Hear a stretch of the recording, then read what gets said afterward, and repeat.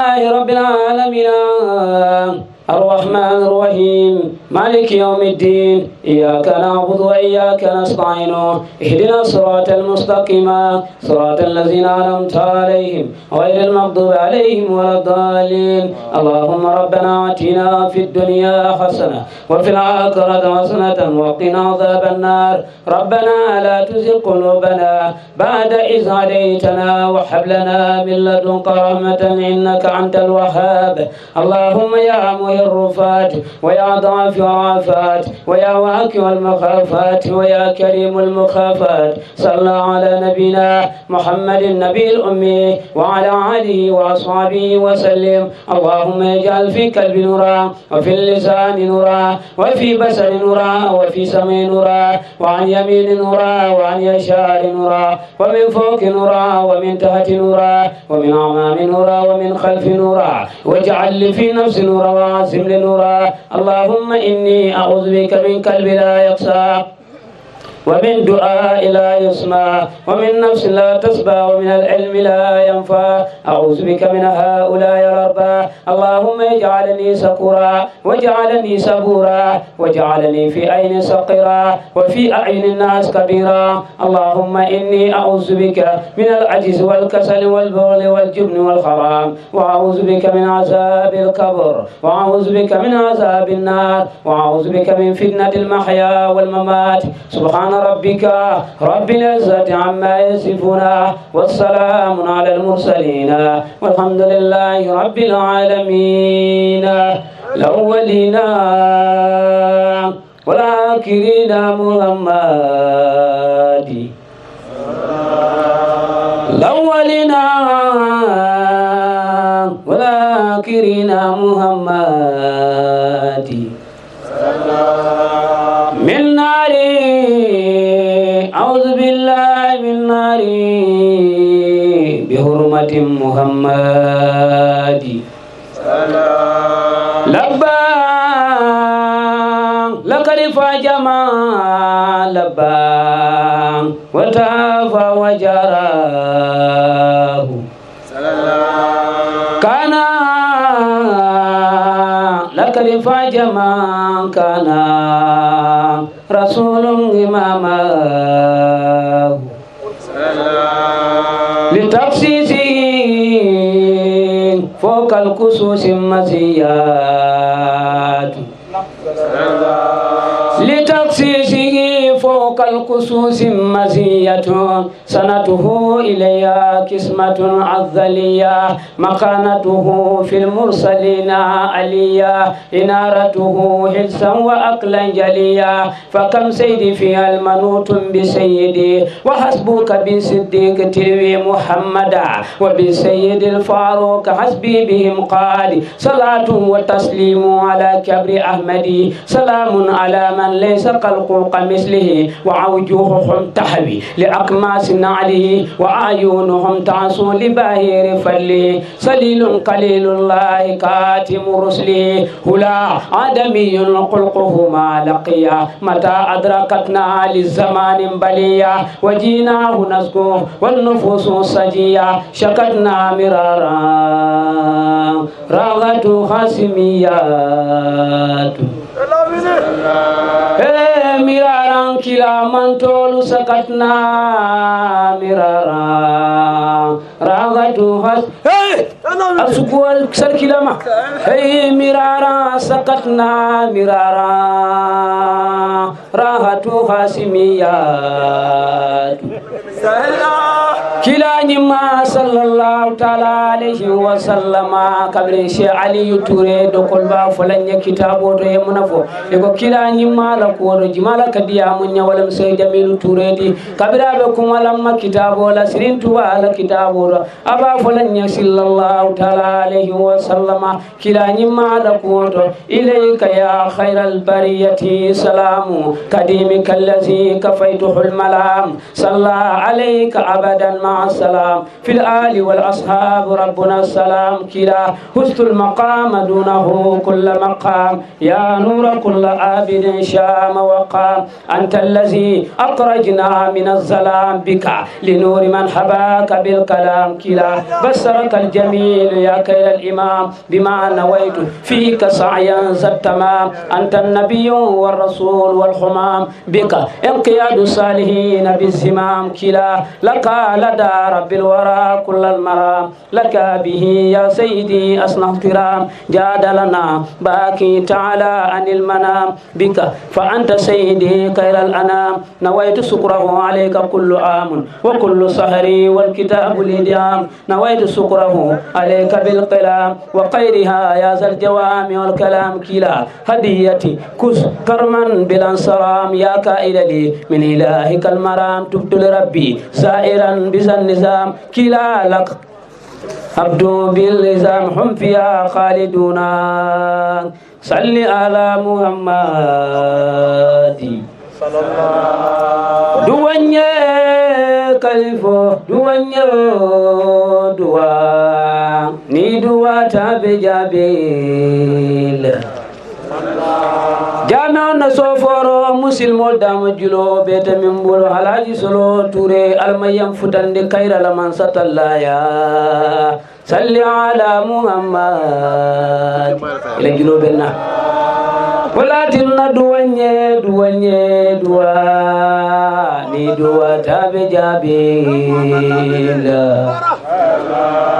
حمدا لمن هداني لسنة الأدنان محمد المختار وسيد الأطهار فهذه أرجوزة لطيفة وجيزة في سيرة المتحري سفيئنا في المحسر كتبتها لتنصر بين الأنام والورع فالله ربي أسأل إتمام ما أؤمل أسماؤه شريفة عديدة المنيفة قد جاء في القرآن عن الإله أسمان أزهرها محمدا وجاء أيضا أحمدا وجاء في سهاه الخاشر والماهي والآكب المقفي بما مدعو نستغفي ومولد الرسول صلى الله تعالى عليه وسلم وافق عام الفيل في مكة المكرمة في أزرة المعظمة هو ابن عبد الله القريشي دواني دوا ندوا تابجابيل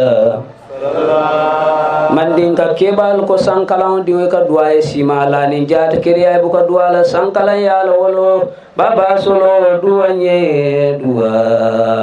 munani duwa tabijabila bihi yuktamu zikru jamilu wa yubdau sallallahu alaihi wa sallama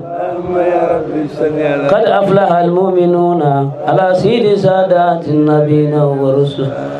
سنكر توري سنكر كولو أبارك محمد لامين أبارك ndami koro dila sansay ni moli kanu ala kamma ini katu ala bulle fajanni al kiyamolu almantula nyobul ni aja ngam profito nada senkere nyina dula jamal ben tambu nyata ta fojine bisa baran ko senkere ko baran kadula kilna profito parce que nyina tita no kunta wuri jakaba wala nga invitation no sodo wala yatinna ba solo ise ya fumu yawe أعوذ بالله سميع العليم من الشيطان الرجيم بسم الله الرحمن الرحيم بسم الله الذي لا يضر مع اسمه شيء في الأرض ولا في السماء وهو السميع العليم اللهم يا ولي الوباء ويا دافع البلاء أصرف عنا الوباء بجاه الشيد الورى ربي نزينا وأهلنا مما يعملون سلام قولا من رب الرحيم اللهم رب السماوات ورب الأرض ورب الأرض العظيم ربنا ورب كل شيء فالق الحب والنوى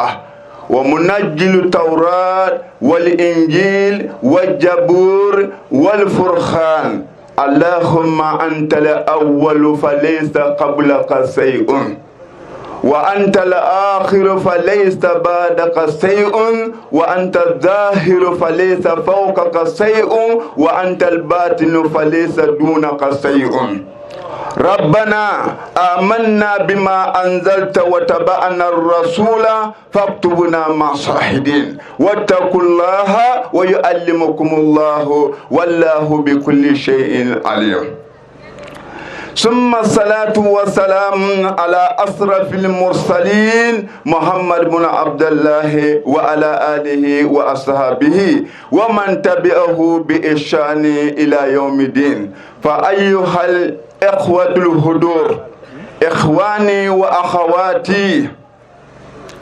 أحييكم بتحية الإسلامية تحية أهل الجنة إذا دخلوا الجنة ألا وهي السلام عليكم ورحمة الله تعالى وبركاته.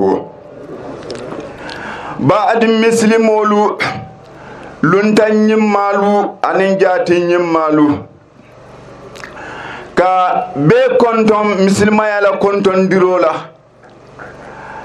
konton diro mi ala telemu arjana diwna konton diro ni dunda arjano kono atelemo konton diro be fismanteti atelemo abe kunna dioti atelemo abe barakare unti atelemo abe seniare unti atelemo abe kodotare unti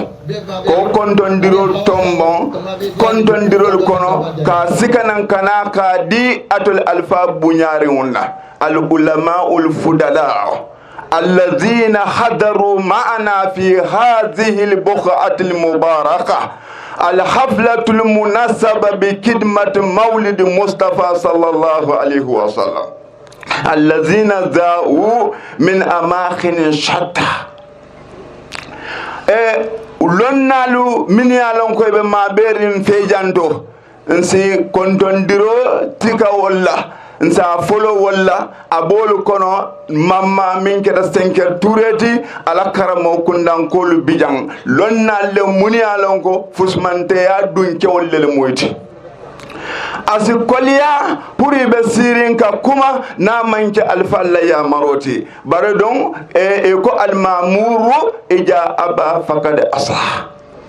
ni yamar kula ni balanta ala ofnamu yamar sokolati bare na manke la dunyoti kuma tambuli jand bar na kuma fana e nyala ofisiata ka to muni asaba kete nyawanya e tolmu molleti min yalon ko tolle nyante e tandila woto alfa babu jam min keta khambemba insha Allah anana nyo karamo Abubakar ani ibna nyol mumebe mbe konton diro nyin sikala ka futandima mi yalon ko abata ya marolo kono min keta almambala ya maroti anen sate alfal mumebe ka daira president anen sate alfal mumebe anen kotoma min keta adolon alhaji Ibrahima Solo Baro fatabarakallah ka o konton diro nyin ka futandi nyin alfa nyimmalma wo kola anil ma bela min bebi jamini alonko abe mu londu dunke walleleti abe mu fismante ya dunke walleleti abe mu bunya dunke walleleti ka yitandi bela ka ko indi bema ko min kumalaliya katale jamal lel tofo nde muruno la tolu kan bar be salon ko ka foko ibela bunya kenoloto be salon ko ibela hormo kenoloto kilwo kilin min dasata ja sala won moya na solete bar malla fi mo kiliye kuso de jammin se kebulu doyate wallahi kebulu ne ku ya koti ko itande alfal mu me bela min yalon ko be nomorin alman baye wo ya maro ay wala dinna ka itande luntaw nala la ka itande alfal mu me bela anin silal wo alfa mum be kondon ko la ka luntaw be kondon abodlala anin ay bata min manan silo kan kana ka futa jang moro kaya be kalamuta bara al batata min ya al nyanta batala wole aliya ka alale anin kila adu mul min ya lon ko ya ala kanu ya kila kanu bari manna bata ku sodo alla silo kan anin mol min na ala kanu ni la kila kanu kola inata bata ala kilo kan anin kila la silo kan min la barajol man kaja woto Allah nyim bata fana malibul fismante anin darajoleti duniya ja anil lakira alma ale o kennale ni ayatele moti akam ta ko suto nyim fele adedeta pour ka kumo hawjandi ka di kuma lalula yo sinyine itani no ko alhamdulillah en sewota bela nga be konton muslima yala konton dirola suto nyinde amu sudele de mi yala ko anatiyolom wala mu jimaati muhammad sallallahu alaihi wasallama suuto nyimbe kerkerri wole ni ajenga karamol fo wo karamol le kada molti min yalon ko wolle le muhammad fonye ni ajego mbewol fo karamol fola wolle le ala yitandinna woto nde ala fola nga kila fo ngo al ko karamol tuje wala kada sababol ba non den suuto nyimmu kila la suuto le sallallahu alaihi wasallam abe dambe yaari minna wala mu kila la mawludo ka kidimandi wo fana nafa min ba kono mbe sole la fenna lonnal majjele pour ye jeyitandinna kila la mawludo ka do kila sallallahu alaihi wasallama atele mo ala la dafon mu me be fismanteti min folota min be kering ani min bina sama atele ma be fismanteti say womora koto momi yela dal so kije walla momi be jato torandije momi yela nganya kenno kije wo mario jikiji mala ba nin nafa jimala ba dunya anillaka lonna ngeen tan yitan lam mollal ka nga yin tanto jibe ke do ko min kede janna fulo min dunta jam min fanka da yoke woli yoke ko min kan wolbe do ibe lamairin kula do fosu kuma moyje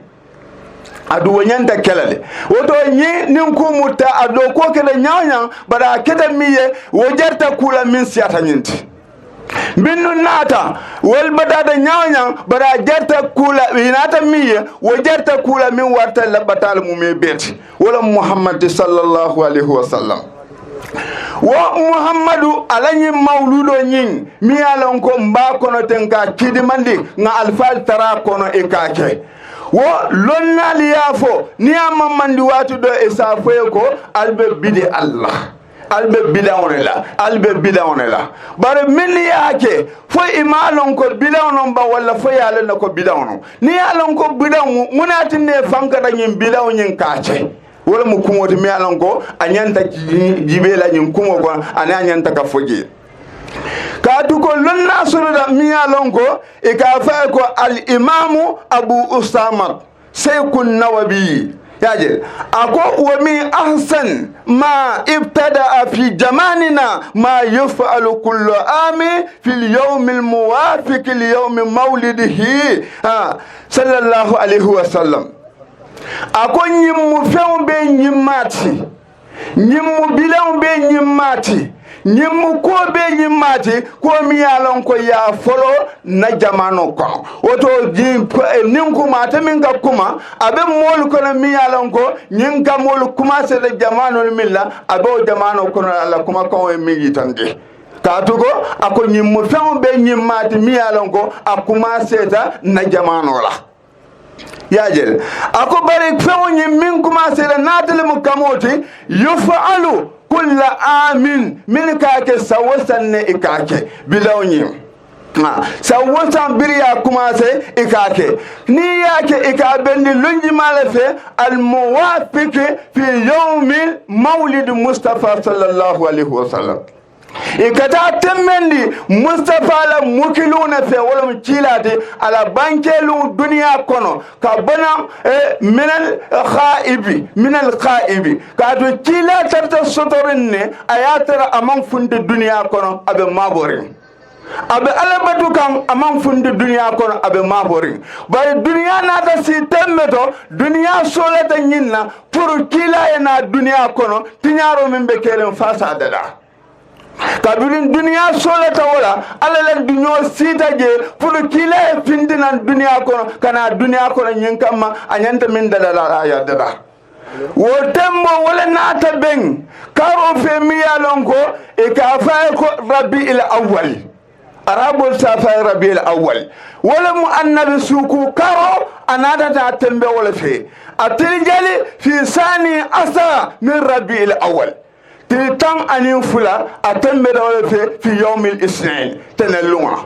kila fundidana walla min al khaibi ka bonan nuko kono ka tum fenna mu mi alon ko amusfe mosodare nadi mi alon ko ala soto ko labe mabore da fe no mala man fundina duniya kono ba duniya na ta solama pura ina duniya kono o temmo ala duniya ta temmo minna pura ina duniya kono sai nabe kala wati jimalla ala ta wala temmende fi sani asara min rabbil awwal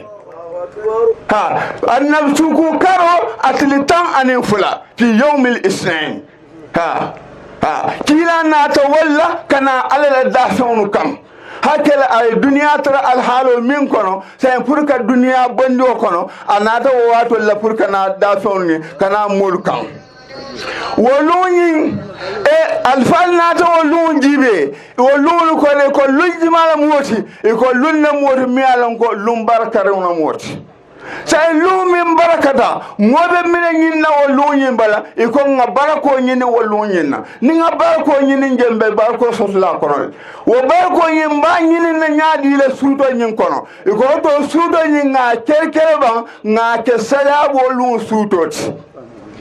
nga ke sada bolun sutote wo sutoji nimbe sada bola mbe sada jimala bola e ko mi anwa'i sadaqatin min anwa'i sadaqatin sada façon ne ayatara mosa bonni nole pour yalan ko barko nyinon kamala walla haji jara kamala walla koko woto sada bolun suto a fele mi yalan ko alfaliya tombo suto ko ya kerkere wala mo kilala mawludo lun sutote momo ya haji sodo mi yalan ko hajo ilata ala ya jara kila hormona barkola isi fele ke mi suto yemmi men sodo ka ke salati nin dala solomo walla nin sidfanolom walla nin jiolomo walla nin damo fewnomo nin min fewnomo ya kerkere ya di muslim walla iba dilele mune kamma iba kala sewole kamma anin kontano ijihare farhi wa surur pour que sewo lankele mandi anin ka kontano lankele mandi mun ko kammala na kila jimma soto sallallahu alaihi wasallam alala kila dionna wo kammala wo sewani wo kandano ka sadal kerkere nyin suto nyin kono pour ka bonni suto nyin mufkude mi alon ko abe kerkeri wo sada bondo nyin kammala moti sada façon be bonnino nyin kamma ka atkenye haji jara lont woto suto nyin na fa moti nabo nyama woto nyin suto abe kerkeri mi wala muhammadi atale mo alala da son be fismanteti atele mo ala da fem be barakamat adun fem pe nim barakole mo ala ya be di atella ka tu ko ni asa mo ya fismante ndi da fem mo me beti ala min di ala ma di da fen abol kono alquranul karim kitabol jitale bin siyata bara ala alqurano nyommantra kitabol kono min jitano o kitabol di rek mala muhammad sallallahu alaihi wasallam kabiri wo badaje o alqurano ala ba di la ya dera wati mala sunkaro kono wo sunkaro mo karaj mi alon ko karaj nan tawna mad wo sunkaro kono ale tilo bulaje min keda lelatul kadiro suudode wo suuda kilim abato fisata sangi wili kili batote mi alon ka siatote woto wo kammala wo suuda kilo na soto le moliye min keda kilala mandolti mune asabu wala atina moliye ala batu nyalla min ka kuyata ba ko min balin siralan kol ka ala batu suudo nin tilo ka beke alabado de ala sok mantara kono sangi tanse tabi wo be keta o mol kilala mantol la sio famo si we jaka yi wo bato nyon keno la ala nyaadile ala na da suuda kilin dila akoy wo suuto bato fichata mol la sangi tanse alabado tele anin nani mi alon ko lela tilkadio manta kono woto ale kilala mantol le sutra wala anin ke buja anin ke horoma woto nyim mantol mum manto hormaru neti manto bunyaru ne maye ko bunyani hormo kana ko yitandala ka alman bala konton do yitandi nalal mu me bela wo kola nyine mun la kuma kawndi labta kami yitandi aktafi ala hajal qadr wa aqulu assalamu alaikum wa rahmatullahi ta'ala wa barakatuh wa alaikum assalam wa rahmatullah bakaba baraka bake min banketa imamo toyala alhamdulillah ngetonti bake ngejeli Gambia SEO vie sole abijandi akilo bora kayitani anin bidon fana bidon fana be mburi jang nyande ko yitan wala mo Alassane Thiam Gambia fana be janne anin Mariama Diallo wala mo bidon balleti yakata bak me continue nan kabi Ousseynou Thiam okay baade wala me continue nan kabi pour que banque wadi banque lalla do kare min bi jawo mammo komba do kulal min be do ko kijang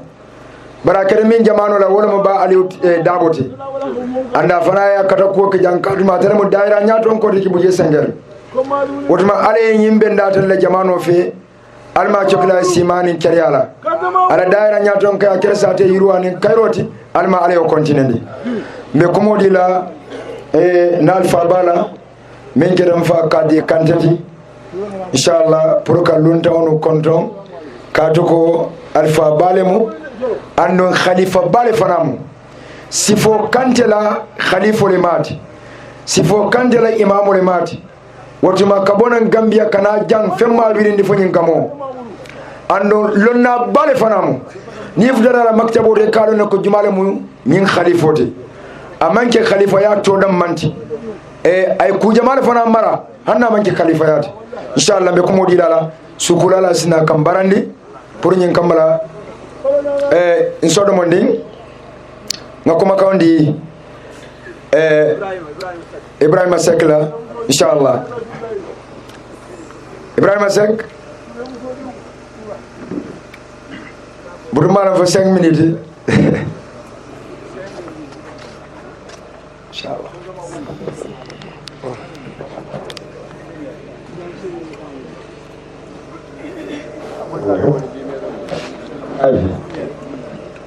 momo be banquete ala du kare sina numéro ko pour min be sura nyin tala asi koyno mol ma nyami أعوذ بالله من الشيطان الرجيم بسم الله الرحمن الرحيم وصلى الله تعالى على سيدنا ومولانا محمد وعلى آله وصحبه وسلم تسليما اللهم صل وسلم وبارك على سيد الأولين والآخرين الذي لم يخلق مثله بك لم يبدو مثل المستوى محمد سرا وجارا في برايا سمدي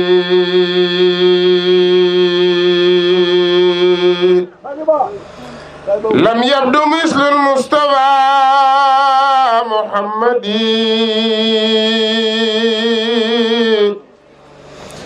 سرا وجارا في برايا سمدي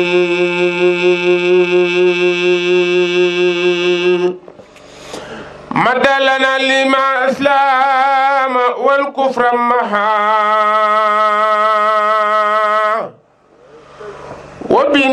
وبنصيحة لكل سماع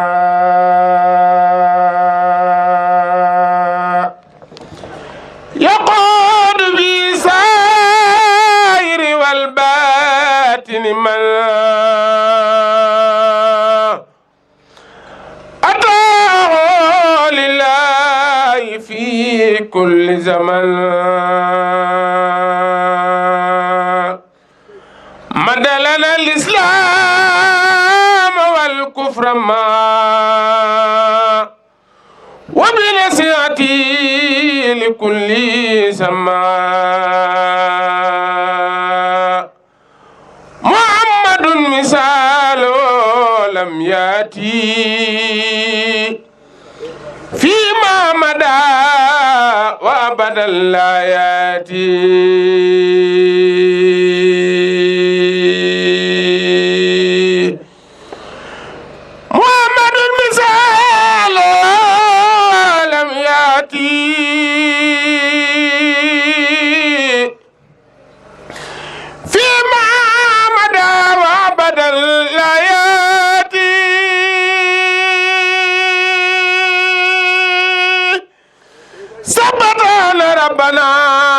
لم يرد مثل الله مثله لم يرد لا سعادة له البراءة يوم لست ولد السواء هو النبي والرسول والخليل وهو الحبيب والإمام والدليل برأه البديع من خير جمال وسنوا القدوس عن خير كمال كون نبي المنتخى محمد خير الورى مختار عند سمدي كون نبي المنتخى محمد خير الورى مختار عند سمدي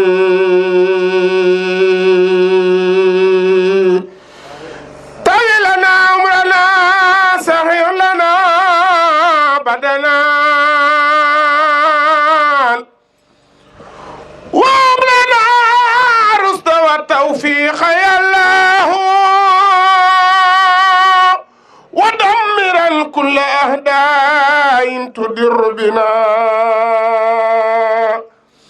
قبل الوصول لنا يا الله يا الله وكن لنا عازما من كل مالكة ونجنا من بلايا دهر يا الله وآفة آت مقوسة معن زلزلة صدة والفخر يا الله إهانة غلة معصلة قلب وفاخة وتس والجوه يا الله وفتنة والوباء والأرق ما خرقنا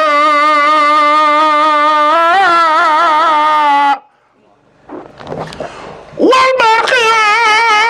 سرقنا والكدي الله هار وبرد ونعب الكربة لقم دلالة ورجل والخم يا الله وهمة وخطا يدالة سلل والمسخ والخشي ثم الخشي الله وقلة المعجون نيلة المرد ثم الجزامين والنقصان يا الله ومن خبيئة الدنيا ثم آخرة ومن فضوحهما يا الله يا الله يا من على كل شيء قادر وعلى أرسل وسيم مسدوا بالخير يا الله Serigne Bamba amul maas te kenn waru ko raas te moom amul faas fakka fi Bamba Serigne Bamba amul maas te kenn waru ko raas te moom amul faas fakka fi Bamba Serigne Bamba du seen mappandoo du seen maas na ngeen déglu mbindam mi borom arasmaas Serigne Bamba du seen mappandoo du seen maas na ngeen déglu mbindam mi borom arasmaas fitam waa gën a rëy mel ni Abdou Jambar amul soxla ci capitaine wa réewi soldaar اللهم صل على سيدنا محمد وعلى آله سيدنا محمد كما صليت على إبراهيم وعلى آله إبراهيم وبارك على سيدنا محمد وعلى آله سيدنا محمد كما باركت على إبراهيم وعلى آله إبراهيم في العالمين إنك حميد مجيد. jërëjëf Ibrahim on commencé kala madila mfa khadila même khalifatu sifo kante Gambia besi akobo indi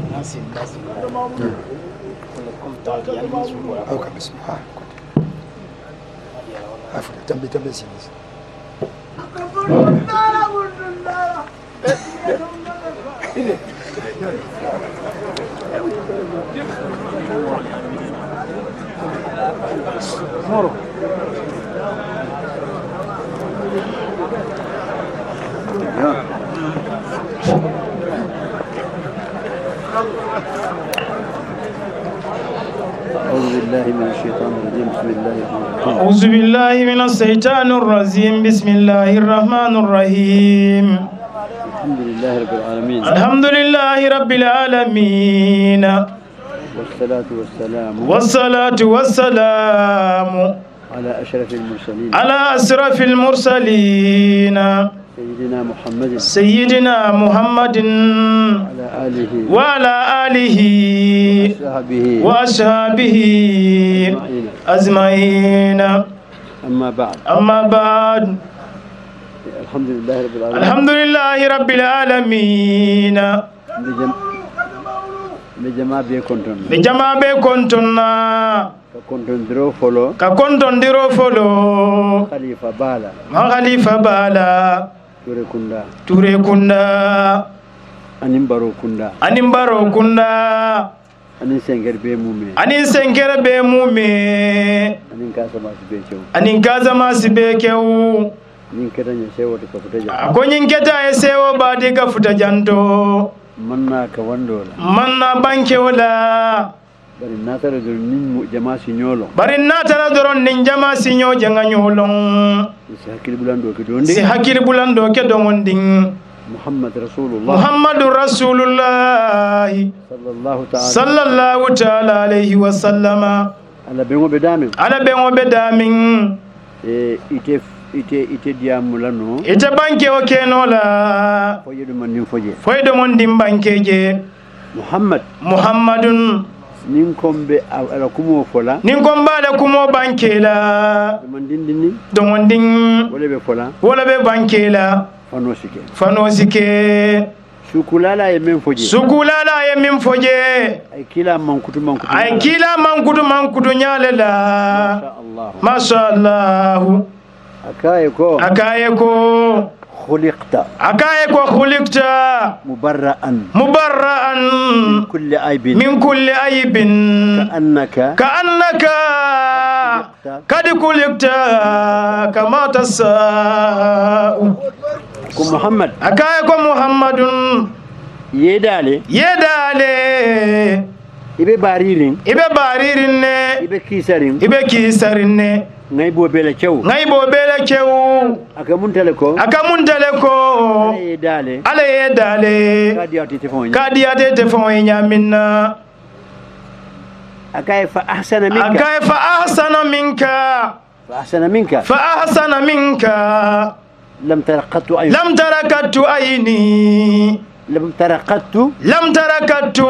aynun وأجمل منك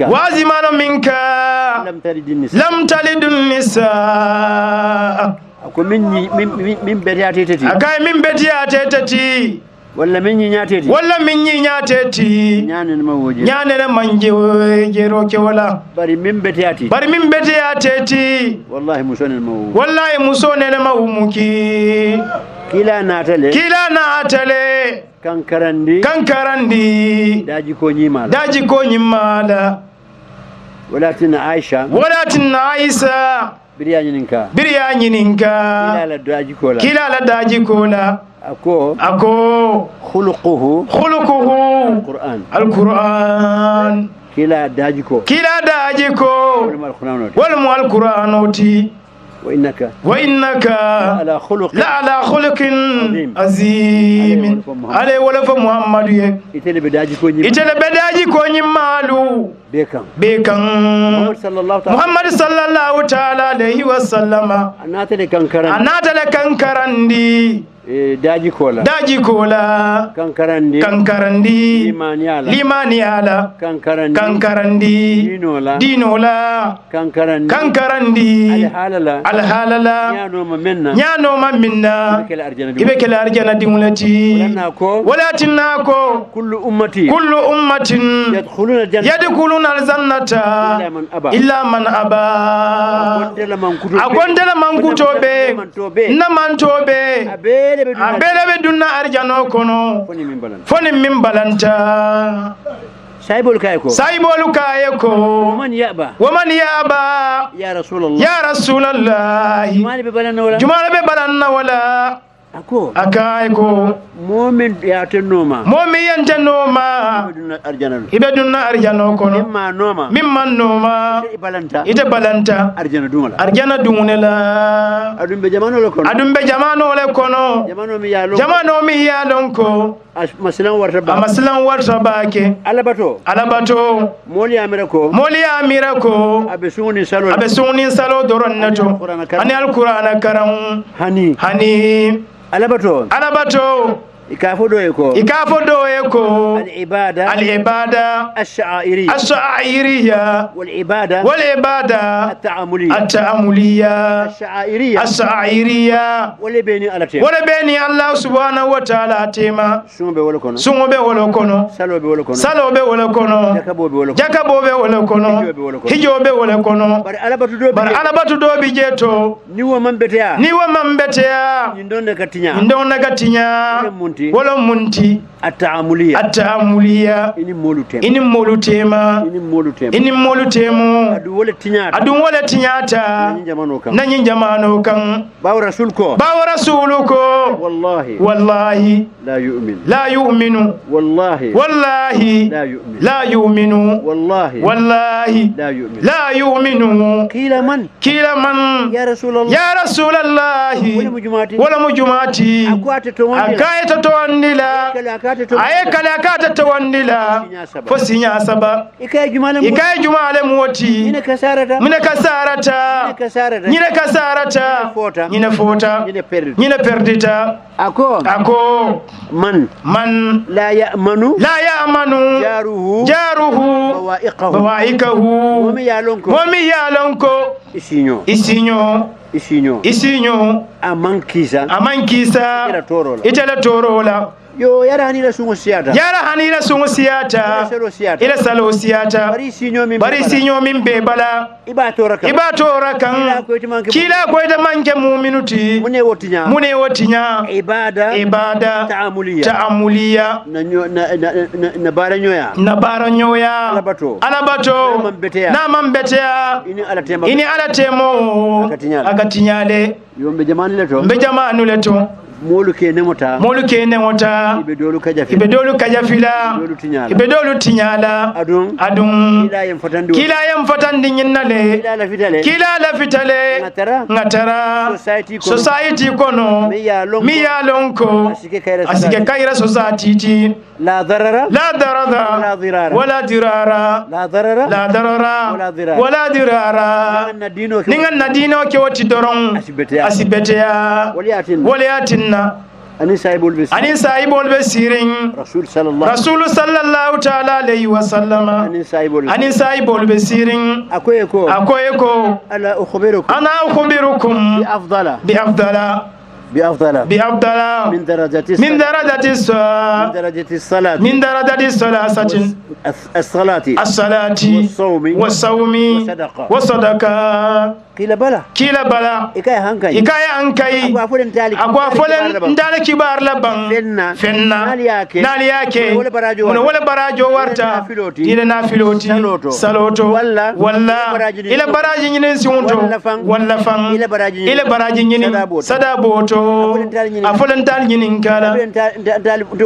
afolen to folale ban saibol kai ko hankai bara alala ma yamin fo amma foko alta sali hani amma fode ay min foje wala mun kantemo dada islahu zatil bayni kantemo ni nyandi dole bonan sifo ikana senkere kana morkeba kata kulumaje ka famandi alanyin lunyin mala birin kama temo ay betea wala fisiyata ngafanike na filola wala fisiyata na beke sungoti islahu zatil bayni ako fa inna ifsada zatil bayni fa inna ifsada zatil bayni hiya alhalika ako katu aldamalu kalte motinya akamunteleko lamseto ni abule kungola akakuntinyo linyamin woka barajo akalimo bala wala nyama Allahu akbar ndamaulu tema dukarenga kata yajele ani saibolu nene besiri ay nyininka akoy ko man minkum asbahal yawma saima jumale nin sun wulita bi aljalla moy ban jumale jelule mu alatati anin jelle mu hadamadin wulutati ndamawlu tema ya kanta ya tanka ila arjana dunga sone yale katuye minke alala ajawyata nyawonya asiyam fanuele ila ujawmabe asabeke limati bari ni molu temu alikiyama ibe mirada yiga yamfoye ada donko nama yamfoye ila barajo ibe wala dilala ada mantarlada fanna ata yamfale he wala ndam mawlu temu akoliyata bake ndam mawlu temu akoliyata akoyeko man minkum asbali yawma saiman jumala nin sunwil tabi ibebe derin abubakar ko ana jumala nin sunwil tabi abubakar konte ako man minkum at'amal yawma miskinan jumale miskino danyinin bi bebe derin abubakar ko ana ako man minkum adal yawma maridan alkono bi jumale min tada kuranto jibe bebe derin abubakar ko ana ako man minkum sayya al yawma zanazatan jumale furewo noma burkata bade abebe deri abubakar ko ana ako wallahi arba'atu hisali mastawana fi rajulin wahidin wa fi yawmin wahidin illa wa huwa bil ilmi janna wa akbar skay alajibe bang ay kunan lenyinin ka jumale nin sun wilita abubakar konte jumale miskino da nyinin abubakar konte jumale furew dandan abubakar konte jumale kuranto jibe abubakar konte ako daji ko nani anana buka ben mo kilingula kuoto lum kilingoto fa kyar jana diunati doron jelle mo ala taati je anin jelle beni hada madin lutema sungo damman yin sabobe ini mollete mu oto ngante molu alinga kanta ngatanka ntemo ngatanka ni ajawiyata akajawya bakele na beteyata asibeteya rasulu ako sab'atun يظلهم الله في ظله يوم لا ظل إلا ظل مورولا علاكتا من فلا مومو بجان نمو ورولو كونو يتركيلنتو أكو الكيامة أبي كوليارين باكي تلو بتر لفتيارين tilo be tar la fatiya ring dolu taro ko kumbali woto dolu taro foy bata ku moto dolu taro foy kanwoto diben kilin nabi je diben kilin pet wo diben nyin jannin konto be kabo mo worowla ikolo samba jele ye fonyandinje sabuatun yudhilluhumullahu fi dhilli yawma la dhilla illa dhillun folo imamun adilun almametilindin jumal waluti morke bañol be wollel kono wolbe wollel kono minnu ya lonko ika fo alaye ika ke alaye ika fondin siriya moliye adi ka tonya fo fana moliye sedna aliou ako حين سكت أهل الحق عن الباطل توهم أهل الباطل أنهم على حق tembo minna tonya tiolu yede imam bataro ima annonce ima foko nyimwana bataro lati ima annonce kamol fatandala nin tata meta go bataro dun kewlu ikamira fo ibe tonya le kan waliatinna birin sengera ture konyi morke ba nyolu ibe mol farantira doron ajaw mala ibe ya marla anyim mala doron yinkamma alkiyama sinin yo ikana sanko daji ko fana ikamolu karanda daji ko wole beteata abeti sedna umar anin saibol basiri akoye ko kunu yu'atan ila allahi wa antum samituna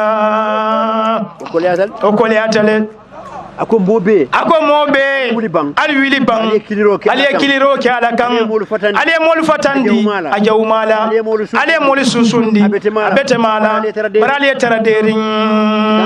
alkana kumade ali taraderin saibolu kayeko sikeno nyadile ako bi akhlaqi بأخلاقكم الحسنة الله داجي كو كندولو منو كينو ولا يله كان كراندي ولا أم سلمة anene kila nyinma nyininka akaye muna muso na fututa ke kiliye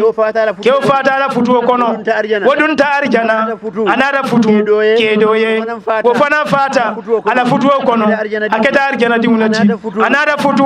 ke do fana ye wo fana fata ala futuo kono adunta arjana muso fo nada fa adunta arjana dum sanyi anin jumale be futuo continenti la wa arjano kono skay mesedna aliou nyininka la musu jumale mu ke jumale mu anin mimbe futuo continenti la nien tol do nyininka ba fo sallaba mbafodal salla balum ninga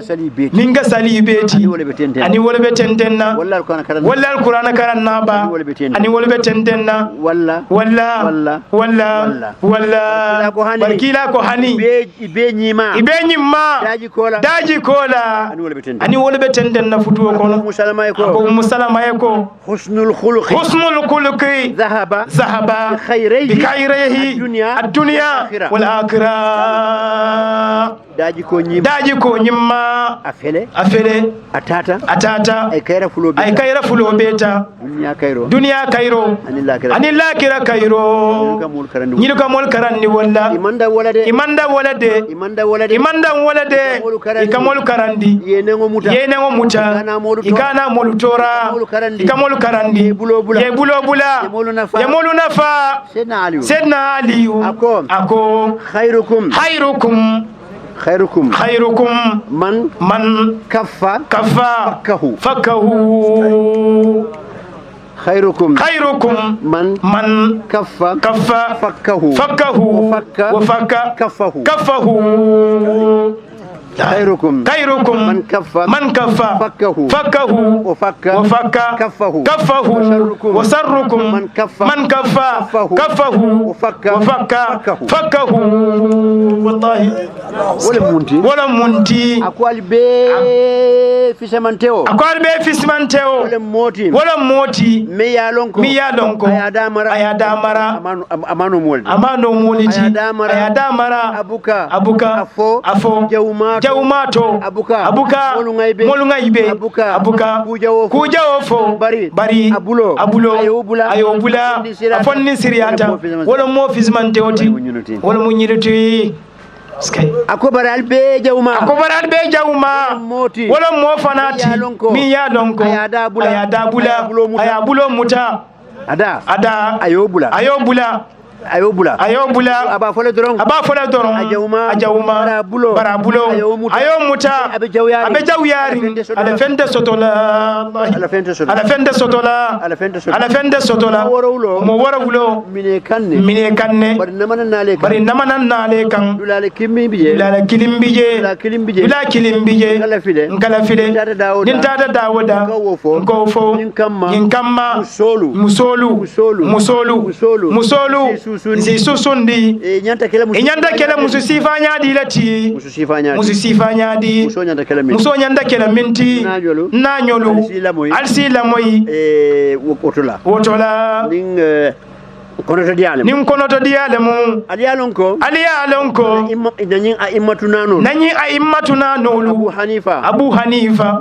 Malik Shafi'i ani Ahmad bin Hanbali ngamira nyin nano lelimu Abu Hanifa afamu jumalati sabit lemu bun amani wa sabit anene betaman tamawuna atata wiri kunto abetamol la kata konko ya muta yiri kunto do bije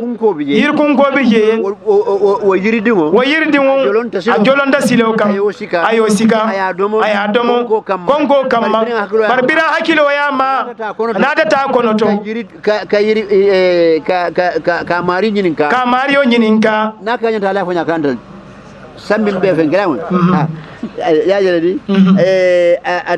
biringa ta ay do kula taraje kabira ay do kula taraje ko kungutiyo be jamfarin ko kay ko kungutiyo be jamfarin ne kumo sutiyande ka kumo kunna sutiya atata woto ko dana yamfaye ayala pomo karakil do mo nyami waya je ko nyimmu nyimmalati akayente yamfale ye mane nero warta akay bismillah badim musole bembulu lefta ya futu badim musonyin diminte mumune wolemu abuke moyi ada abukatama no ibe wala futula ngana yamfaye ayajibe alkiyama wokole atale asonta bari yara fan musonyin tano tanatala birai musoje tano tanata musola ayanyininga mune atinne nyimman kuto akayem fama ko mumunele munti tonyale mu muga haramo fo muga faniya fo akaye ko jimintele munti tonyale mu muga haramo jibe akaye ko tulukuti wona munti tonyale mu muga haramo la moy akaye ko yununtole munti tonyale mu muga wuli kata haramo kan wala na ta juma wulu Abu Hanifa na nyolo ngali silafan na nyina mo nyafita dinkendo wulula nyimman kutoluta mo wara wulo ngane kan katabake katugo shekho nyin ako kilala kumoni dunda kono ibuka sabari no wallahi mo wara wulo almametilinde wala mu anin fondin kewmi ya donko anin momi wuluta dino kono fo jang molbe nyami wuluta dino la kono ikuluta dino la kono fo ke bayata dino kono anin juma momi ya donko asondomo abedending misirolla nayin sarfana sali misiro kano satinna ay ransaro fana sali anin juma ani mofula yenyo kanu alala kamma ikuyata alala kamma ani mojuma momi yalon ko na diroke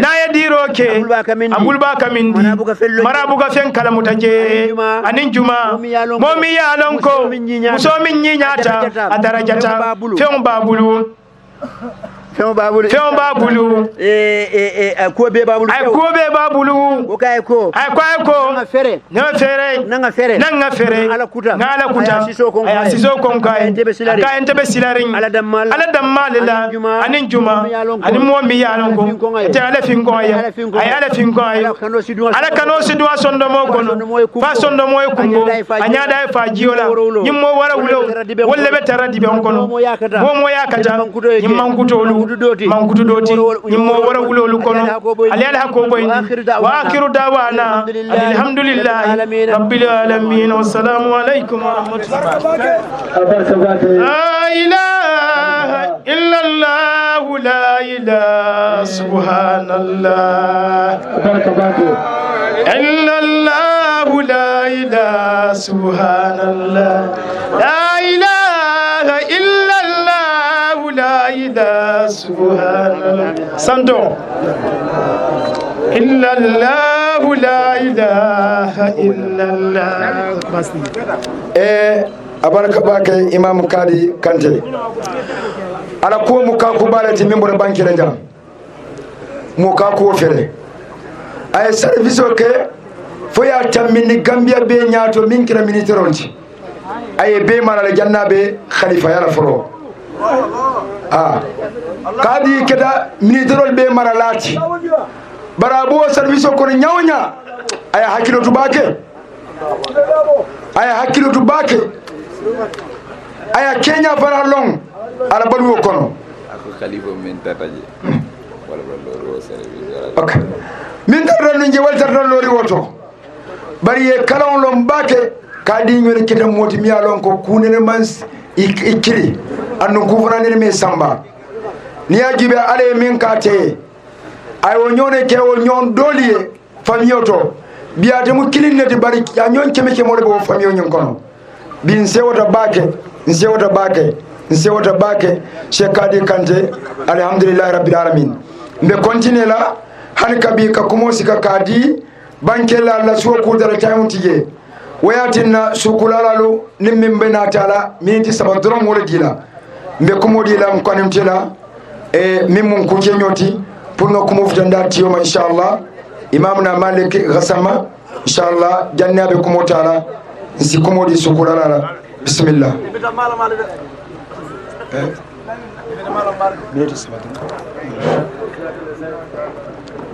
alhamdulillah rabbil alamin nga kafumo be konton ala tentu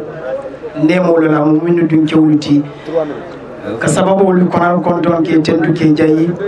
ko mala talla fondal ta hadisul kursi ko hamiduni wa hamidul asbab alin tentu barar si sababu fanal tentu nana jambi alhamdulillah sababu kida Sheikh Ali Wulati mba tentula mba jayila famfam o mi biyalo nyanga kanu alala kan alin kila sallallahu alaihi wasallama o kanunte ya wol benna tema tenna tan kili kam futande jambi inshallah la ilaha illa allah la ilaha subhanallah la ilaha illa la ilaha illa allah la ilaha subhanallah nanyor munekata la ilaha illa allah la ilaha illa allah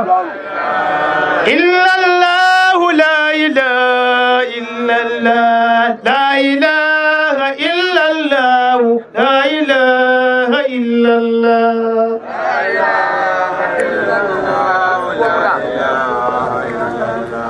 madula mala sene malu madula alaka baraka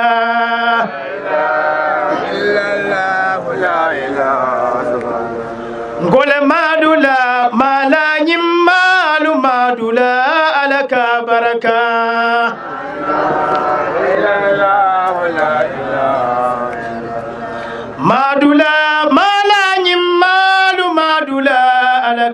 baraka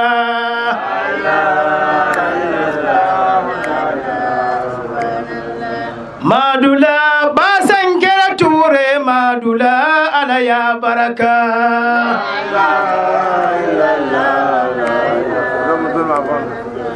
madula basankera ture madula ala ya baraka nanyo mune kita ya muku ya bara betoke mo langani yo kana jawya illa allah la ilaha mosidi ya muku ya bara betoke mo langani yo kana jawya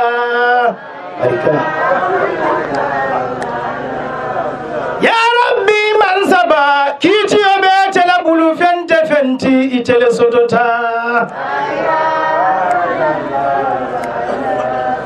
ya rabbi man saba kiso ninne mo be kafunya ya be bulanan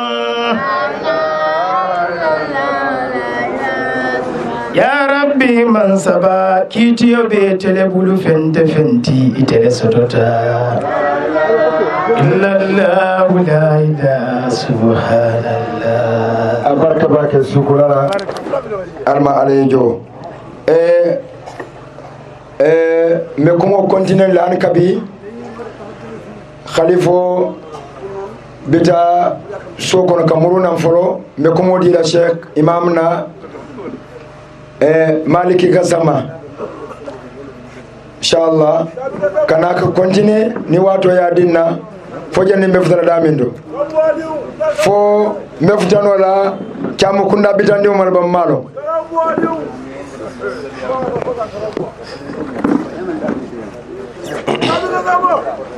أعوذ بالله العظيم وبوجهه الكريم وسلطانه الكريم من الشيطان الرجيم بسم الله الرحمن الرحيم إن الحمد لله نحمده ونستعينه ونستغفره ونعوذ بالله من شرور أنفسنا ومن سيئات أعمالنا من يهد الله فلا مضل له ومن يضلل فلا هادي له وأشهد أن لا إله إلا الله ولي الصالحين وأشهد أن محمدا عبده ورسوله يا أيها الذين آمنوا اتقوا الله حق تقاته ولا تموتن إلا وأنتم مسلمون يا أيها الناس اتقوا ربكم الذي خلقكم من نفس واحدة وخلق منها زوجها وبث منهما رجالا كثيرا ونساء واتقوا الله الذي تساءلون به والأرحام إن الله كان عليكم رقيبا يا أيها الذين آمنوا اتقوا الله وقولوا قولا سديدا يصلح لكم أعمالكم ويغفر لكم ذنوبكم ومن يطع الله ورسوله فقد فاز فوزا عظيما أما بعد au nom de Dieu le clément, le tout miséricordieux, le très miséricordieux. Alhamdulillahi Rabbil Alamin. Louange à Allah, le Seigneur du monde. Ar-Rahmani Rahim, le miséricordieux, le très miséricordieux. Maliki Yawmiddin, le roi du jour de la rétribution. Iyyaka na'budu wa iyyaka nasta'in. C'est toi que nous adorons, c'est toi que nous implorons secours. Ihdina surat al-mustaqim. Guide-nous sur le bon chemin. Surat al-lazina an'amta alayhim. Le chemin de ceux qui a comblé de joie. Ghayrul maghdubi alayhim waladdallin. Non le chemin de ceux qui ont été égarés de leur chemin. Par ces versets historiques, je m'incline solennellement devant vous. Au nom du calife général de la famille Gassama de Dar Salam Bassegou Gassama, au nom du calife général de Touré Kunda et Touré Kunda Baalaji Bakeba Touré, au nom de l'imam Ratib de Sengheri Basolo Touré. Mbalatin tabaraka wa ta'ala mbasala kilani ma sallallahu alaihi wasallam ala mun jarta ka tentu mbasala kila mun fana jarta ka noma ndadi amo jam fan la bi ala lañu ko nimbaloral ñatinuna nalfa ba wato min kibaru natana kawanan kanun tebulu mun kata Ali Touré fadila Cheikh Allah yahfaza wa yara na itande alfalla inata itandi konsita kama be alfato yala mun kata na kalifa bat ba seko nimbi jam bat ato yala jang babankel mun kela mbaki kan ato yala jang kanaka futa alfalma mun kata Sengheri alfalt ke be konton kele konton diro frande alfal be ma cew nindo ko bi jam mun kata karamo gasamati anin nan mo ñoo kata na talbol sawnan damana kana bañinan ko hani a commencé ta faran kam mulla nam fankan kana fo janni albadan dame kam nama be jam comme nay tan ni ñami mun gata saboti Aliou Touré lo amantambi nalfa ba qadi Kanté aka mo wara wulon mum fo mi yalon lummina dibe man soto ala be dibendila lummina mo be sorolin dibona ala fon ka mole ko nafsi nafsi mo be betara jahalle mo malo jimala ba mol kandandila ni tara momo fe do pinnu kana fo Isa be kabori be kayitinde ka fo nakulake bi ñum futal alama tabaraka wa taala kanta ko mamande komi ko wato teren be wasilani bi ni futal alama ala kanta o ko mamande ko mun tambita be silo wala be silo bula moye mun keta kilani ma sallallahu alaihi wasallam ala safa wala sawfa yu'tika rabbuka fatarda adani ndani fenna few fenni ndar mbadile foy foy afo ka intersa ay banke mu yitande wolu alaba mol mun dibenna wallon warajulani tahaba fillah wajtama wa tafarraka wala mo fulol mu yalo e nyonkanu alakama an ni batalala ka talawal kama ni ba kafle ka kafulo to akum mata baki wala keta ndani mote mun keda Ali Touré keta nyontile mum banta bulo keta bulo aso doya bak kuidra Ali bulu fudarin yende ni ngam makalamta aso doya bak kuidra fudarin dabulu yali ni ngam fen kalamta ala la ko ke adama duniya ala ko fisimante ya sifake bi ko do kataram bulu bakilim fakilum buka kalamta Ali sa kalamta ko doro sota Ali fana bulu abakilim fakilum buka kalamta ndaka kalamta o fana mo alal fisimante yalat be fana sonta wala le ndala kabilo kono ando Ali fana na kabilo mul sonto wala ala ni no nya donc wat na nyimina 5h mbokana kar kilina ngana akil kilin nseworu na kana jang andu ku kilim yo diata nyibak mun ngi dal yu ko tolti siyata amin ndafa nan ko to be siyata na kabilo ko na nyami ali fanan ko to be siyata wala nyama aske no nin do dem fay dara din kira dolto ñatam ko yalla sol soto je bari ni dunda kabilo ko no e mu ko manko balati janni khalifa ya fotali ma lumina o mila ntal be bolo nyama bari al farka silo wala e ka silo bula moy momi yalla mol ba soron kalam be karot be hanatam be bala firala bar momo ya feroke ye silo bula moy momi yalla bi mol ba soron katal Ibrahim alayhis salam aliasu dim fulala alnata barka kele koto o dim fulol kiluna ko sababo ngol ka banna saloke fetu fulol mi yala alaye di dino la banna bolo kan sungar salo ñinu feto le fetu ballo ne itan na diamon mu ya sawanta sungar salo ala na wala sababu ya ta foye jakko farreyande jakko man farreyanu kam fo sungaro na hijra sanji fulan jaw hijra sanji fulan yo non sungaro sotata kam sungaro sotata sungar sallu sungar mudo farreyata akeda sunnoti sunno bombande o atudo nda farreyal sungar mudo nata ñingama feto fele ñi bilumu fetolti momo sa fen soto no be mun domola momo sa fen soto no be mun tabila dimbale e kana siyo nyama wala ne ko mobe for momo nasunta abe sungar mudogo momo na wulu hani wolu no fa wulu yani kala ser kera o sungar mudogo la donc kaba bota je dron mamme ale jako farreyande o sunta sungaro hormol sungarol sotota jako nata farreya kololare ñeti bar kay ban nanata munna sababu ya de ban na sotota ibrahim din kewo ka famu ismail alayhi salam ala nabi mo ba ala ko fa basharnahu bi ghulamin halim ibrahim din fla soto bar ñu arkona ayo kay mum fo fa basharnahu bi ghulamin halim akaytan ko ismail sat isyakat anda ka muy fana itan ni ñar ko nayo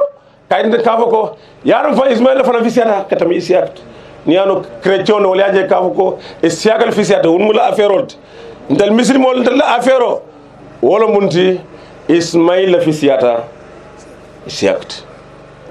ni ay chrétien kayde ka ko ni le di kela moy kayta ni le bible to nouveau testament ya itan ni je ka ko isiakala fisiyata non parce que no esa bodo fanal ndalla muhammad ba abor fannam no wala ismail alayhi salam dan arkono ko fabasharnahu bi ghulamin halim ala ibrahim sewondi dinuna dinum yalon akere sonia moti ibrahim ismail fisimantia wor arkon ayo na kon neda ibaya ka ko o fadaynahu bi zibhin azim ñing kana ñaar ko a ñin linkira fanan akay ismail la fismanti ali tan kadam yisse donc ikay wato do bi diun social alfa bulu bara diun dol bi je ñom ko taro bashir jomay fay adiu afama diun siata ba anata bashir jomay fay ñon ke ñon tonti afama diun kon ousmane sonko afama diun siata anar Ousmane Sonko ke ñon tonte adun kon alal ko ke alal ka jibe aba fisimanti abonde dingira jumala ni momo de balantola ini alal le problème soto momo de balanto ini alal le problème soto momo no sontola ini alal ke terot alal bi signot donc ali le programme wona nya be ñi makki dunya la ko aliou be son aliou ma dunia la ko aliou be so aliou 5 tour askena ka mun todi o mu atalti ilahi ya ilahi ya ilahi ala muhammaduna ilahi ya ilahi ya ilahi ya ilahi ala muhammaduna ilahi ya ilahi ya ilahi ya ilahi ya ilahi ala muhammaduna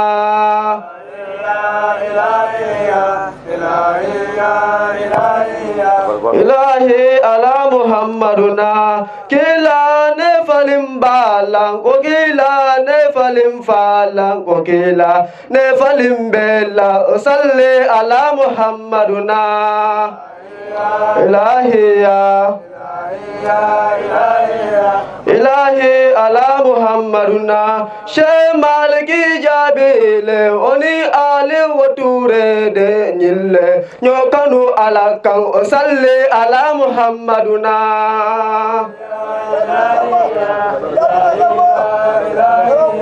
ilahi ala muhammaduna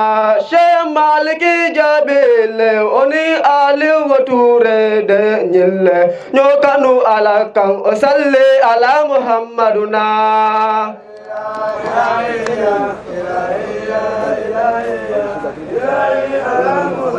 a barake bake historiquement na première année janka na janka mabe gamola 5 jan wasilo e micro di na mandiyam ngonna na minito di mola mun kada ali tourete na ali mun ni lentala na mo be biska na di ali lo sanyi fula ñom fana mandiyam baaki na ko la ñam bañi dan ma mitani lul diam lan ko la na di beka mo batu mun kada ali tourete parce que ni i kala moy kala ndole lam moy ñaaje kunu ndiwu wato mina a mario ay tawota akumata mun ga annabi muti Sulaiman alayhi salam kabira ay kunu ndiwu yemanta Sulaiman mo Sulaiman jahalta akum mala hudukudu ke de ñaadile mali la aral hudud mala kene ñaade maaje bari hudu de danata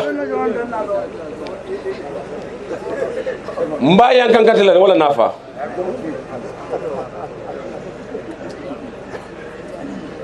ako mba yankankati la ne wala nafa walanta anin dalilo na dalilo mi yalon akoyre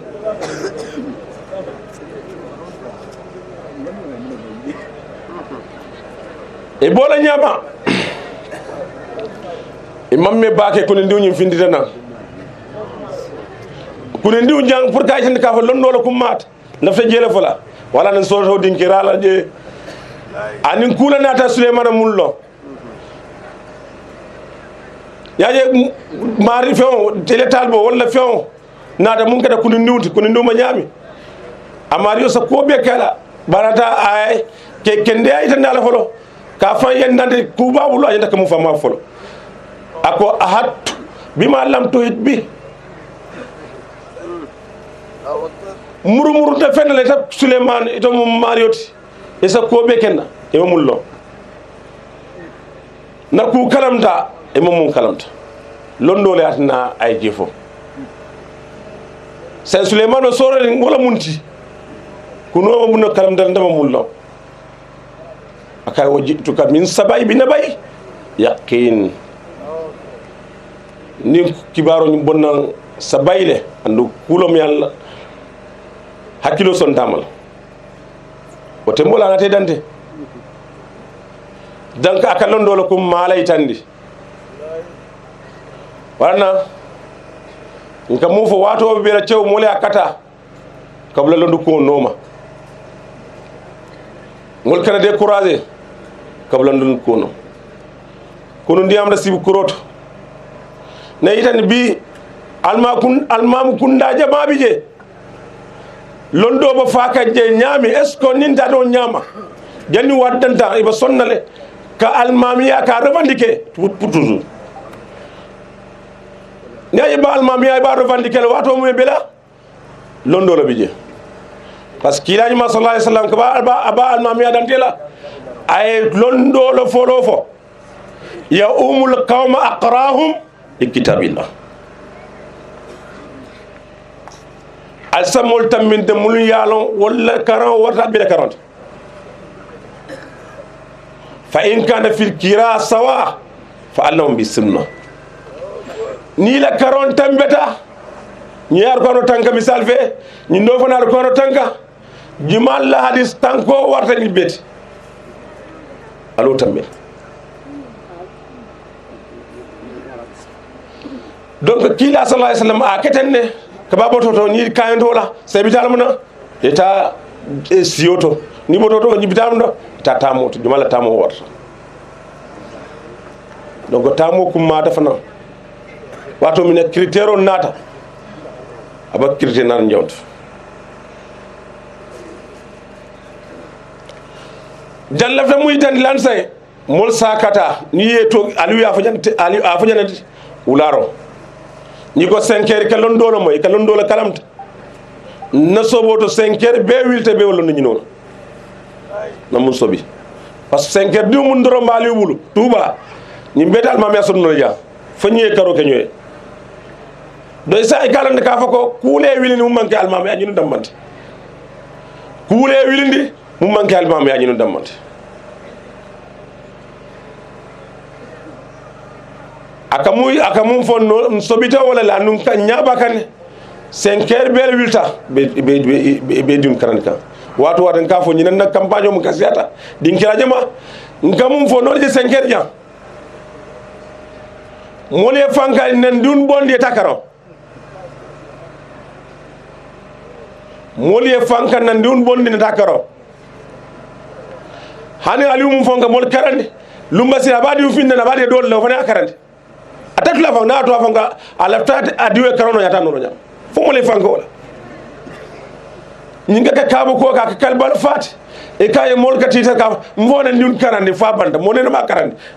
ndadam ma o kayta de ka fa junta karono wala ni wato dobi je nyin kel findita e dum bakela ko man ko tos nañu lon na bal la mul la tariko karam betu mo kilimandang karam mo kilimbul e karam mo jamal lama ibnu hajar ni asqalani akana karam mo jellabul asyabat imam nawawi karala karam mo jellabul asyata bak ibnu taymi jol karala karam mo jellabul asyata bakel ni be man dan karam mo kilina donc mul saka kata nak bula karona kumat ibajela masala ni nata karona ka findane e hakilo sadiya nyaawnya jang karona ko findane ima alfa baye swalo ta alande aliyukoto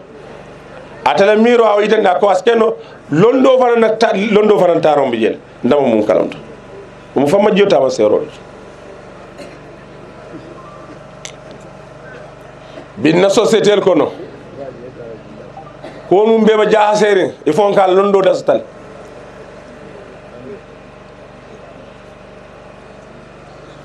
futu bun ko do kon beba tama jaha sere il faut kala londo dastal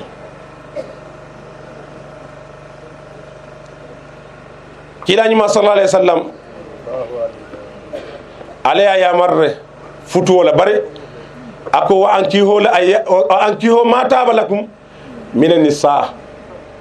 masna wa thulasa wa ruba al musol futu mun diatale musol kon atara musu futu ye nyim fo tunka hol mar'a li arba'i min jamaliha wa diniha wa nasabiha wa maliha fa asfar bi zati din tarbat yada al samuso ni kunanna isamu so nyina ala nyinyala isamu so nyini ala dinola isamu so nyina dambela isamu so nyina nafulti yalla ako bad dinota ni dinota wala ke nyasumen dan aka ke balfat mol mil yalo iko italen dina bun ton kolti e kay mol sonne me jaase ko alako masna wala fulafula alako sulasa wala saba alako ruba wala nan e ko bita futani wor janni dia fasaro loloti ahlus sunna wal jamaa wal fasaro ko nyam wolu moy kila ka ngininka akoba inspecteur gurom ako mejan munana ala ya commencer direct masna ako masna wala mun dif en français ngay dualité ako donc c'est fini donc wala mun di fois 2 mbol ke say wala fois 3 wala fois 4 ngay mais jan ngay yalla mulke yim fasare yina ku kilina la ko be ala wani ko natla amma harfu natna harfu jarru natna musanna bala musanna dalano ismul la tasarruf mamnu min as-sarf bara bamanna mun sa yitande ka mun sanna kala bil musanna amunat bil masna munat préposition man na nato natanu sewte mbola mbala no wala min ñol nata lo tembo mbala say mbakere fulole bala na direct ak musanna jata keno la doti fofula saba anin nani aban aidan mima man ngol atola sural fana tola man ngol ko ñi siata nanti moto salle ko sural ko ñi siata nan ita lulu njonde ita lulu njonde ak ko ita lon jonde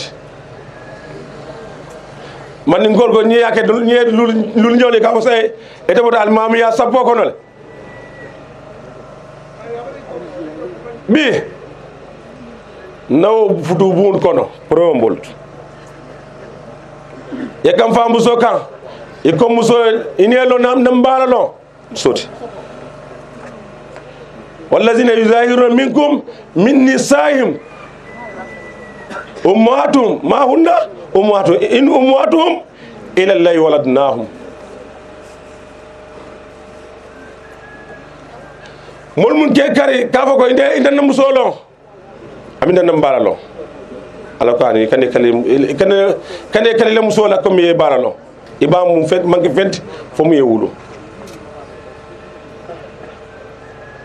muso sa diamu no ayele barka diamu so e wato wati ne bulale